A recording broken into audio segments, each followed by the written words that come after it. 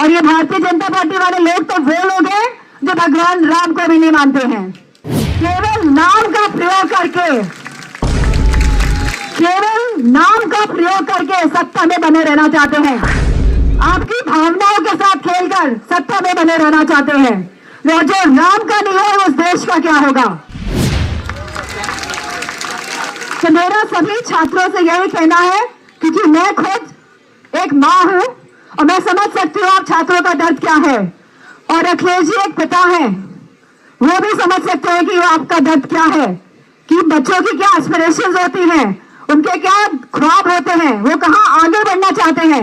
लेकिन भारतीय जनता पार्टी वाली सरकारें वो सरकार है जिन्होंने न केवल देश को पीछे करने का काम किया है, बल्कि इस देश के युवाओं को भी पीछे धकेलने का काम किया है, खड्डे में डालने का काम किया है। और मुझे पूरा भरोसा है, और मैं सभी युवाओं से कहना चाहूंगी कि 20 तारीख को, क्योंकि यहाँ से संसद तक का मार्च होगा, तो सभी युवा आए और बढ़ चढ़ के इस मार्च में हिस्सा लें।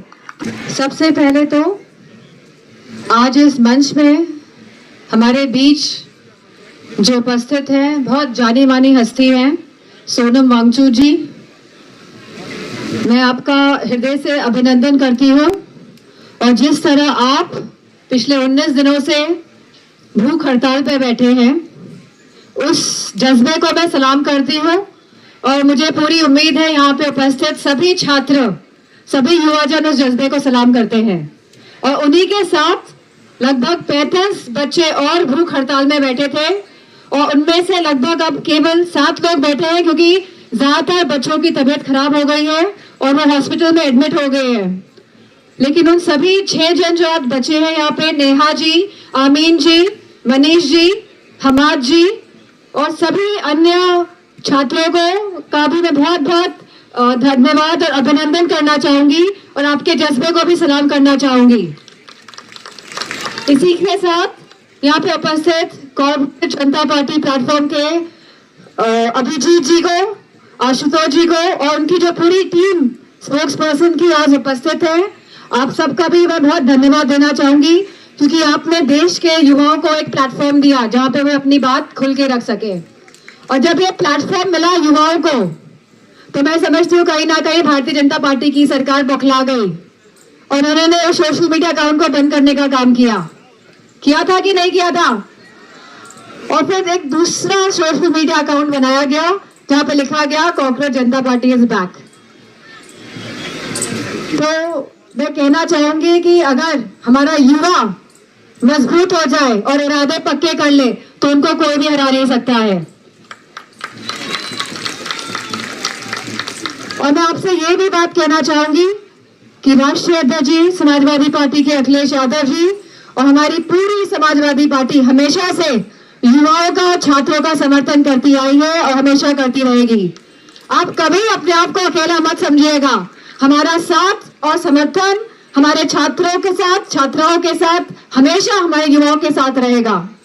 लगातार जो हालात देखने को मिले हैं, आज ऐसा प्रतीत हो रहा है कि पूरे देश में भूकंप आ गया है।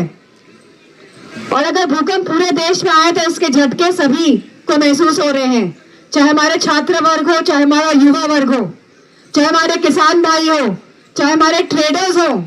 आज सभी की हालत जो हो गई है वो हम सब जानते हैं। और बहुत देखने को मिल रहा है कि लोग प्रखरता के साथ, मुखरता के साथ अपनी बात भी नहीं रख पा रहे हैं, क्योंकि एक डर का माहौल इस देश में कायम किया जा रहा है और कहीं ना कहीं लोकतंत्र को खत्म करने की कोशिश की जा रही है इस डर के माहौल से।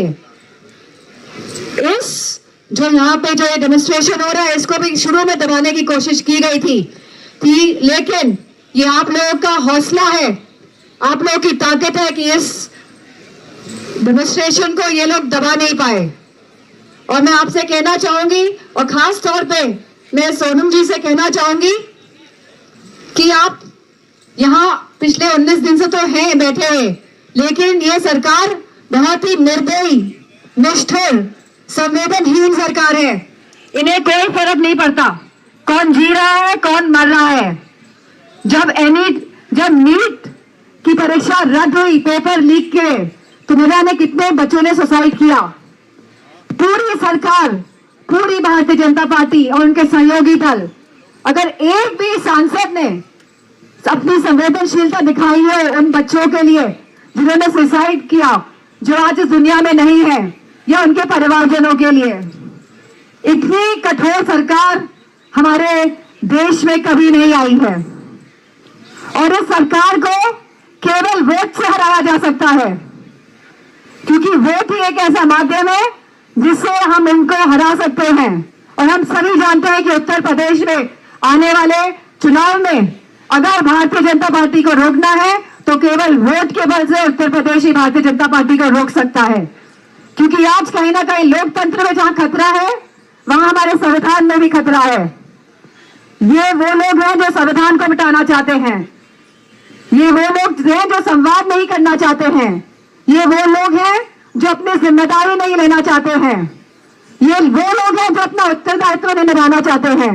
बताइए, नीट की परीक्षा है, न जाने कितनी परीक्षाएं हैं और कितने पेपर लीक हुए हैं, उत्तर प्रदेश में कितने पेपर लीक हुए हैं और कोई भी जिम्मेदारी लेने को तैयार नहीं है, कोई भी इनका सांसद एक शब्द बोलने को तैयार नहीं है।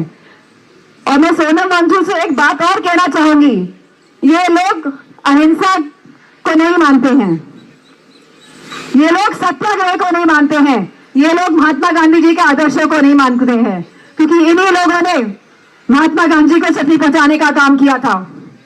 और ये भारतीय जनता पार्टी वाले लोग तो वो लोग हैं जो भगवान राम को भी नहीं मानते हैं, केवल नाम का प्रयोग करके, केवल नाम का प्रयोग करके सत्ता में बने रहना चाहते हैं, आपकी भावनाओं के साथ खेलकर सत्ता में बने रहना चाहते हैं।